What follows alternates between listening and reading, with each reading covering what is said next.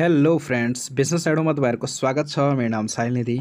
आजको भिडियोमा हामीले बैंक तथा वित्तीय संस्थाहरूको बारेमा जानकारी प्राप्त गर्छौं र यस टपिकबाट पनि तपाईले नेपाल राष्ट्र बैंकको एमसीक्यूमा धेरै प्रश्नहरू सोध्न सक्छ वा वाणिज्य बैंक प्राइभेट बैंक्सहरुमा पनि यसबाट प्रश्नहरू सोध्ने गर्दछन्।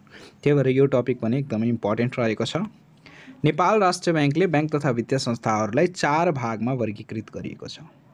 ए class bank, B class bank, C class bank र डी क्लास बैंक।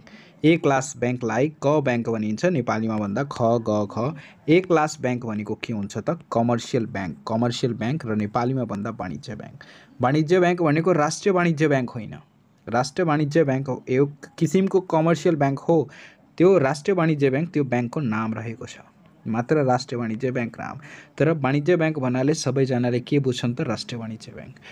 वाणिज्य बैंक भनेको जति पनि ए क्याटेगोरीका बैंक रहेका छन्, तपाई कुनै पनि बैंकमा तपाई जानुहोस्, त्यहाँ के हुन्छ भने बैंकको गेटमा माथि एउटा ठुलो बोर्ड हुन्छ र त्यो बोर्डमा लेखिएको हुन्छ क वर्गको इजाजत प्राप्त बैंक वा ख वर्गको इजाजत पत्र प्राप्त बैंक वा इंग्लिशमा पनि लेखिएको हुन्छ A class categorise bank, A class licence bank, B class licence bank. यो के हो त? नेपाल राष्ट्र बैंकले bank and financial institution act 2073 को सेक्शन 37 अनुसार बैंक तथा वित्तीय संस्थालाई 4 भागमा वर्गीकृत गरेको छ र यसै 4 भागमा वर्गीकृत गरेर बैंकले के गर्छ? नेपाल राष्ट्र बैंकले वाणिज्य बैंकहरूलाई लाइसेन्स प्रोवाइड गर्छ। ए क्लास बैंक भनेको कमर्शियल बैंकलाई भनिन्छ वाणिज्य बैंक भनेको जति पनि ए क्लास बैंक रहेको छ, जस्तै नबिल बैंक भयो, ग्लोबल आईएमई बैंक भयो, प्रभु बैंक भयो, यो सबै के हो त? क वर्गका बैंकहरू हुन्, ठुला बैंकहरू हुन्। इनका सर्भिसेस पुरै नेपालभरिमा रहेका छन्। यी बैंकहरूले आफ्नो सर्भिसेस पुरै नेपालभरिमा दिने गर्दछन् र नेपालभन्दा बाहिरको सर्भिसेसहरू पनि दिन्छन्। कुनै पनि बैंक तपाईले कमर्शियल बैंकको मेन तपाईले कसरी हेर्न सक्नुहुन्छ भने कमर्शियल बैंकले आफ्नो नेपालभित्र पनि सर्भिस प्रोवाइड गर्छ र नेपाल बाहिर पनि सर्भिसेस प्रोवाइड गर्छ। तपाईलाई विदेशमा रुपैयाँ पठाउनु छ भने कमर्शियल बैंकमा गएर तपाईले इजिली विदेशमा रुपैयाँ पठाउन सक्नुहुन्छ। विदेशबाट नेपालमा इजिली रुपैयाँ आउन सक्छ। इम्पोर्ट एक्सपोर्ट गर्दाखेरि विदेशबाट सामान मगाउँदा र पठाउँदाखेरि त्यस्तो अवस्थामा पेमेन्ट गर्नुपर्दा कमर्शियल बैंकको प्रयोग गरिन्छ। कमर्शियल बैंकले विदेशमा पनि पेमेन्ट गर्छ र आफ्नो देशमा पनि, यानी कि कमर्शियल बैंकले तपाईले एउटा बैंकले जति पनि सर्भिसेस दिन्छ त्यो सबै सर्भिसेस कसले दिन्छ त? कमर्शियल बैंकले, ए क्लास बैंकले। ए क्लास बैंकको काम नै हो के ए क्लास बैंकको मेन जुन उद्देश्य हुन्छ त्यो नाफा कमाउने हुन्छ। त्यो बैंकले के गर्छन्? रुपैयाँ डिपोजिट लिने, डिपोजिट रिसिभ गर्ने र लोन दिने र यसैबाट नाफा कमाउने कमर्शियल बैंकको उद्देश्य रहेको हुन्छ, नाफा बनाउने। र त्यसपछि आउँछ B class bank. B class bank पनि एक किसिमको कमर्शियल बैंक हो, तर नेपाल राष्ट्र बैंकले यसलाई डेभलपमेन्ट बैंकको क्याटेगोरी दिएको छ। डेभलपमेन्ट बैंकको उद्देश्य हुन्छ कि कुनै पनि देशमा त्यो कुनै पनि क्षेत्रमा विकास ल्याउनु, जस्तै कि कृषि सम्बन्धी विकास ल्याउने कुन बैंक हो भने कृषि विकास बैंक। कृषि विकास बैंकलाई ए क्याटेगोरीमा राखेको छ, तर यो सबै हेर्नुस् ए बी सी डी मा जति पनि बैंकहरू पर्छन्, commercial bank, development bank, finance company, यो लघु वित्त सबै कमर्शियल बैंक नै हो। किनभने कमर्शियल बैंकको अर्थ हुन्छ नाफा कमाउने र सबै जति पनि कम्पनीहरू छन्, कम्पनीको अर्थ नै हुन्छ नाफा कमाउने। सो सबै एक किसिमको कमर्शियल बैंक भयो। तर नेपालको केसमा मात्रै भन्दैछु, बैंक तथा वित्तीय संस्थालाई एबीसीडी क्याटेगोरीमा बाँडेको छ र ए बैंकलाई खास गरेर के नाम दिएको छ? Commercial bank. र बी क्लास बैंकलाई डेभलपमेन्ट बैंकको क्याटेगोरीमा राखेको छ कि B class bank development bank हुन्छ। यिनीहरूको पुँजी ए क्लास भन्दा अलिकति कम हुन्छ र बी क्लास बैंकलाई डेभलपमेन्ट बैंक भनिन्छ। डेभलपमेन्ट बैंक भनेको के हो? कुनै पनि क्षेत्रको विकास गर्नु, जस्तै कि कृषि औद्योगिक विकास गर्नु, इन्डस्ट्रियल सेक्टरको विकास गर्दा इन्डस्ट्रियल डेभलपमेन्ट बैंक, एग्रिकल्चर सेक्टरको विकास गर्दा एग्रिकल्चर। र यस बैंकको मेन उद्देश्य हुन्छ त्यही कुनै पनि सेक्टरको विकास गर्नु। र यी बैंकहरूको तपाईले हेर्न सक्नुहुन्छ कि यी बैंकहरूले आफ्नो देशभित्र मात्रै सर्भिसेसहरू प्रोवाइड गर्दछ, देशभन्दा बाहिर दिँदैन। देशभन्दा बाहिरको सर्भिसेस जस्तै कि रेमिट्यान्स वा एलसी को काम भयो, कुनै इन्टरनेसनल पेमेन्ट गर्नु परेमा त्यस्तो अवस्थामा नेपाल राष्ट्र बैंकको पर्मिसन लिनुपर्छ वा त कमर्शियल बैंकको प्रयोग गर्नुपर्दछ। यसरी यो बैंकले काम गर्छ। त्यसपछि आउँछ C class bank. C class बैंकलाई फाइनेन्स कम्पनीको नाम राखेको छ। सी क्लास बैंक भनेको फाइनेन्स कम्पनी। फाइनेन्स कम्पनी भन्नाले के बुझिन्छ भने फाइनेन्स कम्पनीले पनि सर्भिसेस दिन्छ। धेरै डिपोजिट राख्न सक्नुहुन्छ तपाईले त्यसमा अनि लोन पनि लिन सक्नुहुन्छ। तर त्यसको जुन मेन काम रहेको छ त्यो जुन छ जुन एकदमै महँगो सामानहरू हुन्छ जो एउटा साधारण व्यक्तिले एफोर्ड गर्न सक्दैन। जस्तै तपाईले कार लिनु छ, 40-45 लाखको कार छ, त्यति कसैले एफोर्ड गर्न सक्दैन। त्यस्तो अवस्थामा के गर्छ भने यस बैंकले फाइनेन्स ईएमआई को सुविधा दिन्छ र तपाईलाई इन्स्टलमेन्टमा तपाईले पेमेन्ट गर्न सक्नुहुन्छ। किस्ता बमोजिम तपाईलाई अहिले जति पेमेन्ट छ 20 लाख तिर्नुहोस् अनि 20 लाखको त्यसले के गरिदिन्छ ईएमआई बनाइदिन्छ, इन्स्टलमेन्टहरू तपाईलाई बनाइदिन्छ र तपाईले इयर वाइजमा वा मन्थ वाइजमा तपाईले पेमेन्ट गर्नुपर्छ। र यस्तो सुविधा मेनली कसले दिन्छ त फाइनेन्स कम्पनीहरूले। फाइनेन्स कम्पनीहरूले खास गरेर यस्तै कार्यहरू गर्ने गर्दछन्। सी क्लास पछि हुन्छ D class bank. D class बैंकलाई नेपालीमा लघु वित्त संस्था भनिन्छ र इंग्लिशमा भन्दा माइक्रो फाइनेन्स कम्पनी भनिन्छ। माइक्रो फाइनेन्स कम्पनीको काम के छ भने ग्रामीण विकास गर्नु, महिला विकास गर्नु, साना साना किसानहरूको विकास गर्नु, गरिबी न्यूनीकरण गर्नु जस्ता कार्यहरू रहेका छन्। डी क्लास बैंकले ग्रामीण क्षेत्रहरूमा वा जुन एकदमै जो गरिब व्यक्तिहरू छन् तिनीहरूको इन्कम वृद्धिका लागि यसले कार्य गर्दछन्। यो बैंकले के गर्छ भने यदि मानौ कमर्सियल बैंकले यदि कोहीसँग धेरै जमिन छ भने उसले आफ्नो जमिन छ, सुन चाँदी छ भने त्यसले कमर्सियल बैंकमा आफ्नो जमिन वा सम्पत्तिहरू धितो राखेर कर्जा लिन सक्छन्। तर गरिब व्यक्तिसँग न त जमिन हुन्छ न त्यस्तो बहुमूल्य धातु हुन्छन् जसबाट तिनीहरूले बैंकमा गएर कर्जा लिन पाउँछन्। त्यस्तो अवस्थामा के गर्छन् लघु वित्त संस्थाहरूले ग्रुप बनाइदिन्छ। जस्तै तपाईले हेर्दै हुनुहुन्छ होला महिलाहरूको ग्रुप हुन्छ। महिलाहरूको ग्रुप बनाएर अनि तिनीहरूमा कर्जा बाँडफाँड हुन्छ अनि कर्जा बाँडफाँड गरिसकेपछि त्यसपछि यो ग्रुप ग्यारेन्टीमा कर्जा प्रोभाइड गरिन्छ। कुनै पनि व्यक्तिलाई यसमा कुनै पनि महिलालाई कर्जा चाहिएको छ भने बैंकसँग कर्जा माग गर्न सक्छन् वा र टाइम टु टाइम ब्याज तिर्ने गर्छन्। यो महिलाले टाइम टु टाइम बैंकमा ब्याज तिर्नु पर्ने हुन्छ। यदि तिर्न सकेन त्यस्तो अवस्थामा यदि बैंकलाई ब्याज तिर्न सकेन, कर्जाहरू जुन दिएको छ त्यो चाहिँ फेरि पेमेन्ट गर्न सकेन भने त्यस्तो अवस्थामा के हुन्छन् यो पुरै जति ग्रुप मेम्बर्स छन् सबैलाई मिलेर त्यो कर्जा तिर्नुपर्ने हुन्छ। सो यसैलाई ग्रुप ग्यारेन्टी भनिन्छ। डी क्याटेगोरी बैंकले माइक्रो फाइनेन्सले के गर्छ भने ग्रुप ग्यारेन्टीमा कर्जा प्रोभाइड गर्छन्। यदि ग्रुपको कुनै एक मेम्बर्सले कर्जा तिर्न सकेन भने पुरै ग्रुपले मिलेर चाहिँ त्यो कर्जाको भरपाई गर्नुपर्ने हुन्छ। यसलाई डी क्लास बैंक भनिन्छ। अब हेरौँ कि यति तपाईले बेसिक कन्सेप्ट बुझ्दा एबीसीडी बैंक हो। अब यसलाई लाइसेन्स के को आधारमा प्रोभाइड गरिन्छ, यसका पुँजीहरू कति हुन्छन् यो पनि याद गर्नुपर्ने हुन्छ किनभने एक्जाममा सोध्न सक्छ। हेर्नुहोस् ए क्लास बैंकको पुँजी कमसेकम 800 करोड हुनुपर्छ। 800 करोड भन्दा बढी हुनुपर्छ। यो भन्दा कम भएमा ए क्लासको लाइसेन्स प्रोभाइड गरिदैन। 800 करोड जतिको बैंकलाई ए क्लास बैंकलाई पुँजी हुनुपर्दछ। त्यसपछि बी क्लास बैंकको लागि 250 करोड र प्रोभियन्स सेक्टरको लागि 120 करोड। बी क्लास बैंक पुरै नेपालभरिमा पनि आफ्नो सर्भिस प्रोभाइड गर्न सकिन्छ। तर त्योसँग पुँजी कम भएमा त्यसले कुनै प्रदेशमा मात्र आफ्नो सर्भिस प्रोभाइड गर्न सक्छ।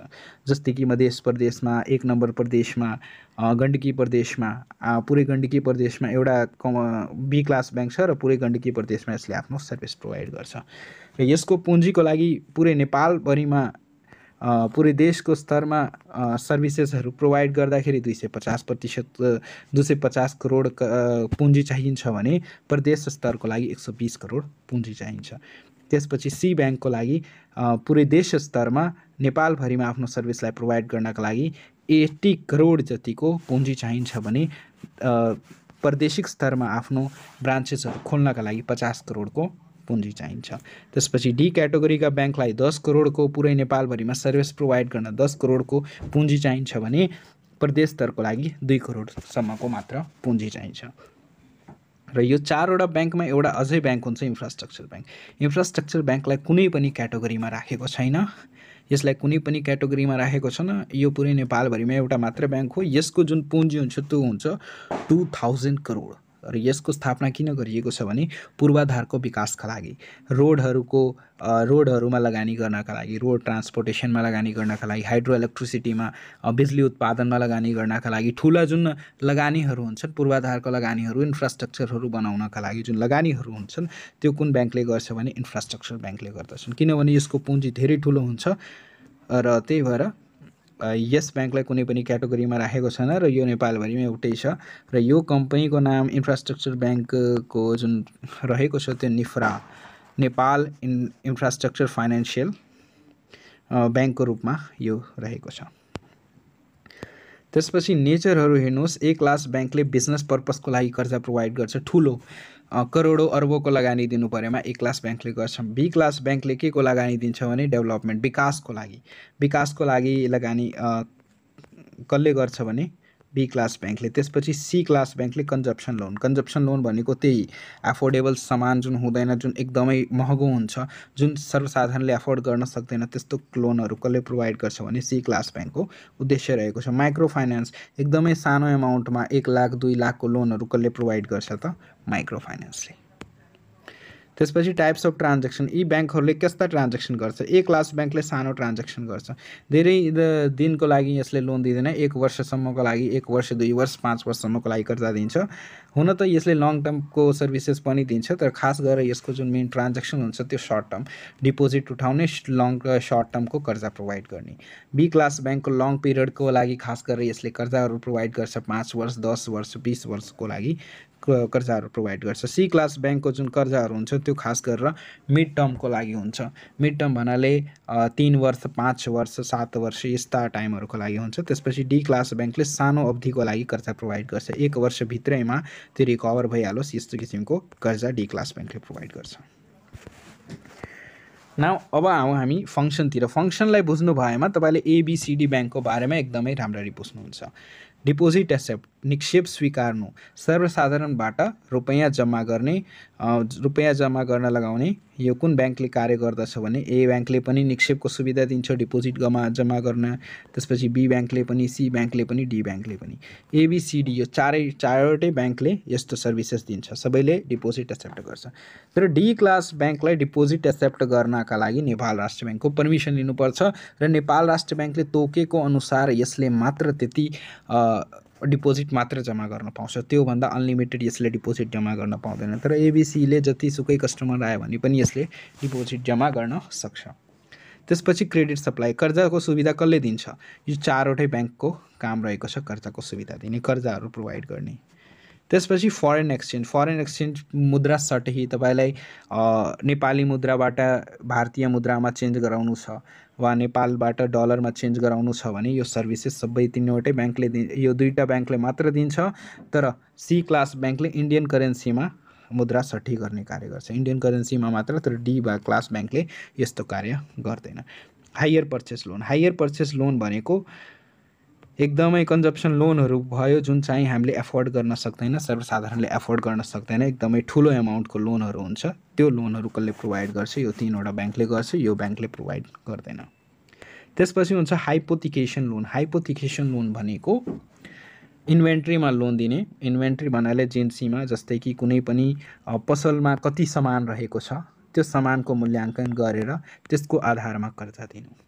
इन्भेन्ट्री लोनहरू भयो, कुनै पनि सोरुमसँग कतिको सम्पत्ति रहेको छ त्यो सम्पत्ति हेरेर त्योसँग कतिवटा कार छन्, त्यो इन्भेन्ट्री त्यसको स्टकमा कतिवटा स्टक रहेको छ त्यसको आधारमा कर्जा दिनुलाई के भनिन्छ? हाइपोथिकेसन लोन। हाइपोथिकेसन भनेको इन्भेन्ट्रीमा कर्जा दिनुलाई हाइपोथिकेसन लोन भनिन्छ र यो ए क्लास बैंकले मात्र प्रोभाइड गर्छ। यो तीनवटा बैंकले बीसीडीले गर्दैन। हाउसिङ एन्ड लिजिङ लोन, हाउसको लागि, घर भवन निर्माणको लागि जुन कर्जा दिन्छ यो चारवटै बैंकले दिने गर्छन्। लिजिङ भन्नाले कुनै पनि जमिन भयो वा घर भयो त्यसलाई केही वर्षसम्मको लागि 5 वर्ष 10 वर्षको लागि लिजमा लिन, यस्तो किसिमको कर्जा सुविधा पनि कसले प्रोभाइड गर्छ? यो तीनवटै बैंकले गर्ने गर्दछ।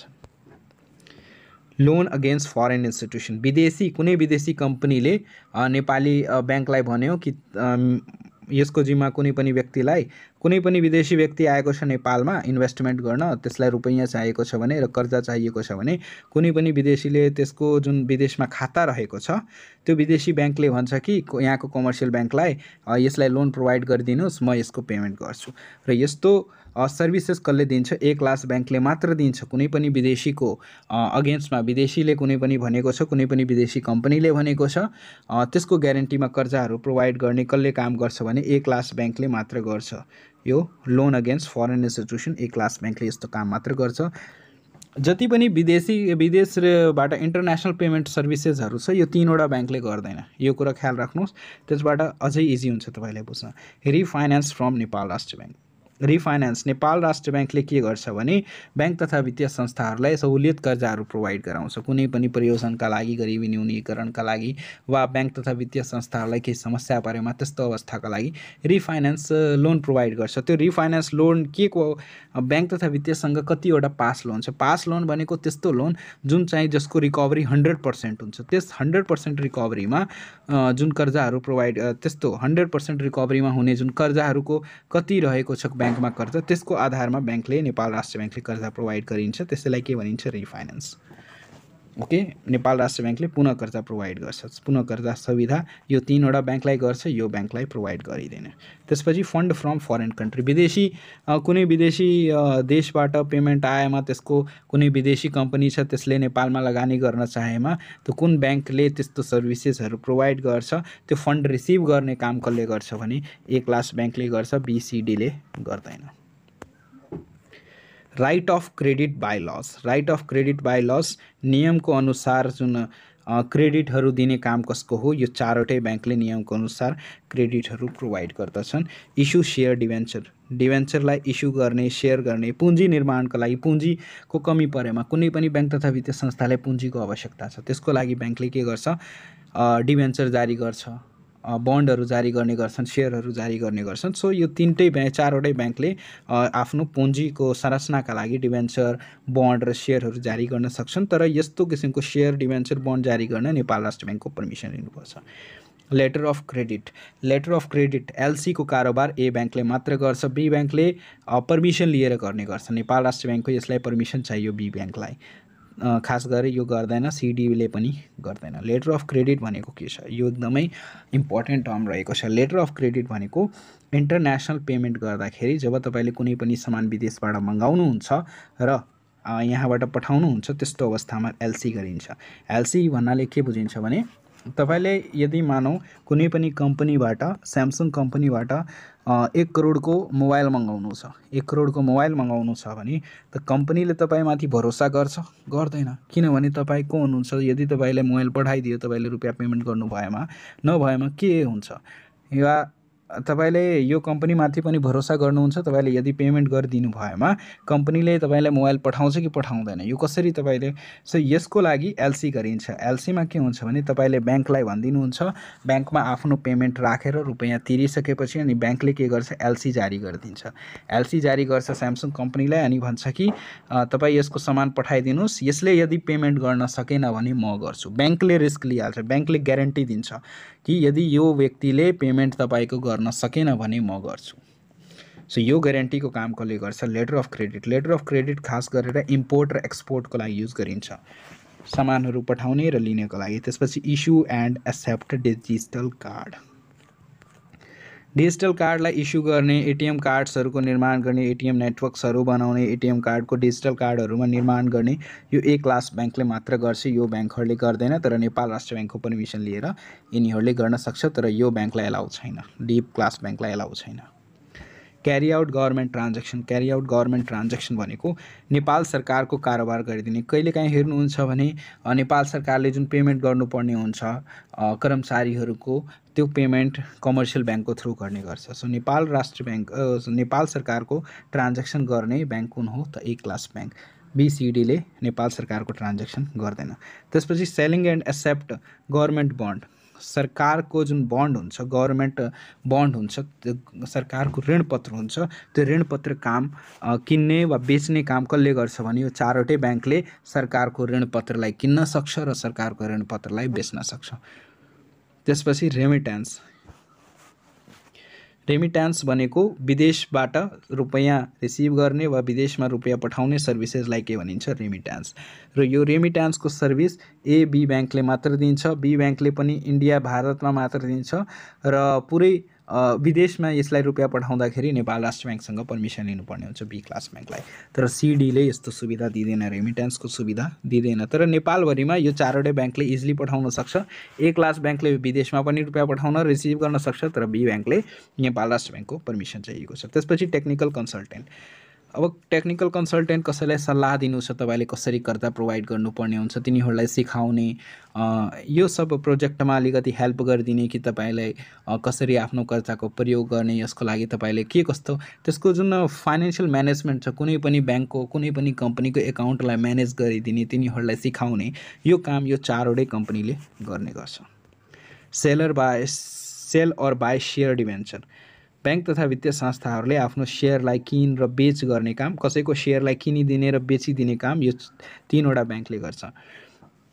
तपाईलाई कुनै पनि ब्याङ्कको शेयर किन्नु छ, कुनै पनि कम्पनीको शेयर किन्नु छ र बेच्नु छ, र यस सम्बन्धी जुन एकाउन्टको जुन पोर्टफोलियो म्यानेजमेन्ट छ यो कसले गर्छ, त यो सबै ब्याङ्कले तपाईँको पोर्टफोलियो म्यानेजमेन्ट गर्ने सर्भिसेस प्रोभाइड गर्छ। लोन बाई एनआरबी, नेपाल राष्ट्र ब्याङ्कसँग लोन रिसिभ गर्ने यो चारवटै ब्याङ्कको हक हुन्छ, नेपाल राष्ट्र ब्याङ्कसँग लोन रिसिभ गर्न सक्छ। एक्सचेन्ज इन्फर्मेसन, एक कस्टमरको इन्फर्मेसन अर्को ब्याङ्कलाई प्रोभाइड गर्ने काम कसको हो, त यो सबै ब्याङ्कले यस्तो काम गर्छन्। ए ब्याङ्कमा कुनै पनि व्यक्ति छ, त्यो ए ब्याङ्कको व्यक्ति सी क्लास ब्याङ्कमा गयो कर्जा लिन, अनि कर्जा लिन गयो भने यसले के गर्न सक्छ, त्यो ए क्लास ब्याङ्कसँग इन्फर्मेसन लिन सक्छ कि यो व्यक्ति कस्तो हो, यसले तपाईँको पेमेन्ट टाइमली दिइरहेको थियो कि थिएन, यस्तो किसिमको जानकारीहरूको लागि इन्फर्मेसन यो सबै ब्याङ्कले एक आपसमा एक्सचेन्ज गर्ने गर्छन्। त्यसपछि गोल्ड एन्ड सिल्भर ट्रेडिङ, यो तपाईँलाई सोध्न सक्छ, गोल्ड एन्ड सिल्भर ट्रेडिङको कारोबार, सुन चाँदी सम्बन्धी जुन किनबेच कारोबार छ, सुन चाँदीमा लगानी छ, यस्तो कार्य कसले गर्छ, त ए क्लास ब्याङ्कले मात्र गर्छ, यो तीनवटा ब्याङ्कले गर्दैन। त्यसपछि स्टडी एन्ड रिसर्च लोन सम्बन्धी वा कुनै पनि प्रोजेक्ट सम्बन्धी स्टडी गर्ने काम यो चारवटै ब्याङ्कको काम रहेको छ, यो चारवटै ब्याङ्कले स्टडी गर्छ। त्यसपछि ग्रान्टर बिट्विन टू पार्टिज, ग्यारेन्टी दिने काम, दुईवटा पार्टीको बिचमा ग्यारेन्टी दिने काम। ग्यारेन्टी भन्नाले यदि यो व्यक्तिले, यो ब्याङ्क समान हो, यो ब्याङ्क छ, यो सेलर छ र यो बायर छ, यो व्यक्तिले बायरले कुनै पनि जुन सामान किनेछ, सेलरसँग सामान किन्यो तर यसको पेमेन्ट गर्ने काम, पेमेन्ट दिएन भने यसको जिम्मेवार को हुन्छ, त ब्याङ्क। कुनै पनि व्यक्तिले ब्याङ्कमा गएर ग्यारेन्टी बनाउन सक्छ कि यदि मैले पेमेन्ट गरेन त ब्याङ्कले यो पेमेन्ट गर्छ। यानी कि जुन सेलर छ, जसले सामान बेचिरहेको छ वा कुनै सर्भिसेस दिइरहेको छ, त्यसलाई पेमेन्ट आइहालोस्, त्यसको पेमेन्ट कहीँ ब्याङ्करप्ट नहोस्, यसको लागि चाहिँ ब्याङ्क ग्यारेन्टी हुन्छ। र ब्याङ्कले के गर्छ, यसको लागि ग्यारेन्टी प्रोभाइड गर्छ, हो यो यदि व्यक्तिले तपाईँको पेमेन्ट दिन सकेन भने म पेमेन्ट गर्छु, यसको ग्यारेन्टी कसले दिन्छ, ब्याङ्कहरूले दिन्छ। र यो ग्यारेन्टी दिने काम कसले गर्छ, ए क्लास ब्याङ्कले त गर्छ नै, ए क्लास ब्याङ्कले धितो लिएर वा धितो नलिएर पनि गर्छ। ग्यारेन्टी ब्याङ्कले कहिले बसिदिन्छ, जब कुनै पनि व्यक्तिले त्यो ब्याङ्कलाई धितो दिन्छ, आफ्नो धितो राखेर, जमिन वा कुनै सुन चाँदी वा बहुमूल्य धातु धितो राखेर कार्य गर्छन्, अनि यस तिर्न सकेन भने के गर्छन् भने ब्याङ्कले यो धितोलाई बेचेर त्यसको पेमेन्ट गर्छ। तर ए क्लास ब्याङ्कले धितो वा बिना धितोको पनि ग्यारेन्टी बसिदिन्छ, तर यो ब्याङ्कहरूले यो ब्याङ्कले त धितो, यो ब्याङ्कले ग्यारेन्टी बस्दैन, डी क्लास ब्याङ्कले ग्यारेन्टी बस्दैन, तर यो बी र सी ब्याङ्कले के गर्छ भने धितोमा मात्र ग्यारेन्टी बस्ने काम गर्छ। सो ग्रान्टर बिट्विन टू पार्टिज, ए ब्याङ्कले धितो वा बिना धितोको बस्छ, बी र सीले बस्दैन, तर डी क्लास ब्याङ्कले यस्तो सर्भिस दिँदैन, ग्यारेन्टीको सर्भिस दिँदैन। सो यही थियो ब्याङ्क तथा वित्तीय संस्थाहरूको फङ्सन, र यो फङ्सनहरू बुझेर तपाईँलाई एबिसिडी ब्याङ्कको फङ्सनहरूको बारेमा अझै डिपली नलेज भइहालेको होला, र यसैबाट पनि प्रश्नहरू बनाएर दिन सक्छ। यो भिडियो कस्तो लाग्यो प्लिज कमेन्ट गर्नुहोला। तपाईँको कमेन्टले हामीलाई थाहा हुन्छ कि तपाईँलाई कस्तो भिडियो चाहिएको छ, के चाहिएको छ, र यसबाट म नेक्स्ट भिडियो तपाईँको अनुसार लिएर आउनेछु। ल अहिलेको लागि म